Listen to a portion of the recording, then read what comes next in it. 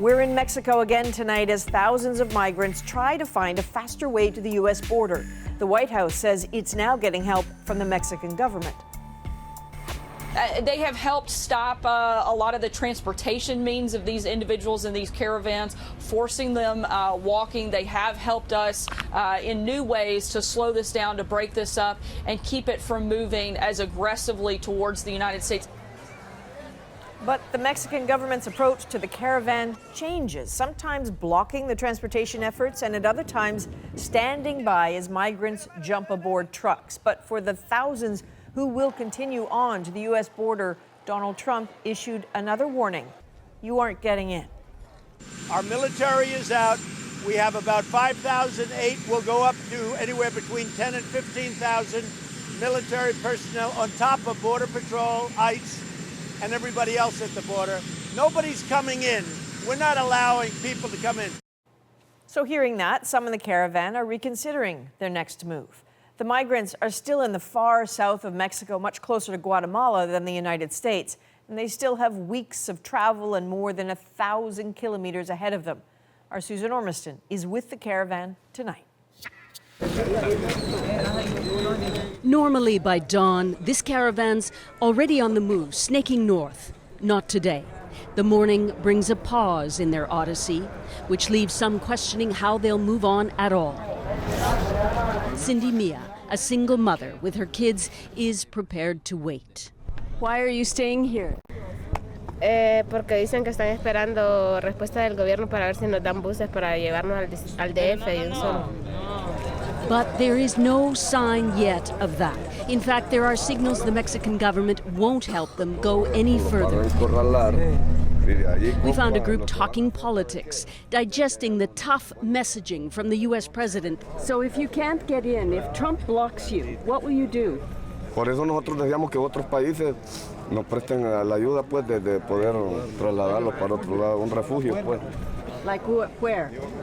Como Canadá, que nos apoye, que nos ayude, porque no podemos nosotros. The federal police appeared today with their satellite command truck to monitor the caravan and send information to headquarters in Mexico City. Mexico is under extreme pressure to keep the migrants here in the most southerly part of Mexico. So they've set up a repatriation desk, and you can sign up to be assisted to go home voluntarily to Central America or apply to be a refugee here in Mexico. Today, 16 names on that list. So far, humanitarian efforts for more than 4,000 people are working, aided by locals like Manuela Lopez Metios and her crate of mandarins, vitamin C for the kids. They've been struggling a lot, but I don't think they're dangerous people. I think they're desperate. Do you think they'll have success? Unfortunately, I don't think they have success. But the more we can help them to have the success, it's, I think that makes us better humans. So far, this camp is extraordinarily peaceful. The migrants have their own self-interest, keeping it safe for families and to dispel the myth of an unruly mob of invaders. Maggie Nunez, a human rights activist, is part of the volunteer corps who joined the caravan. How many do you think will head for the U.S. border out of this group? I have really no idea. It's like the American dream, but many times they end up here in Mexico because it is difficult to achieve the American dream. It may be getting ever tougher. So Susan, what can you tell us about the group's plans for tomorrow? Yeah, the latest is this caravan will be moving out of here at dawn, before dawn tomorrow morning for the next town about 60 kilometers from here.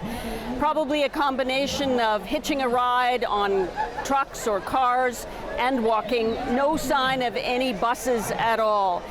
The question is, if they are corralled here in Oaxaca State, down in southern Mexico, and can't get further, what will happen to all the ambition that's stored up here to get to that U.S. border, Adrian? Okay, Susan Ormiston in southern Mexico tonight. Thanks.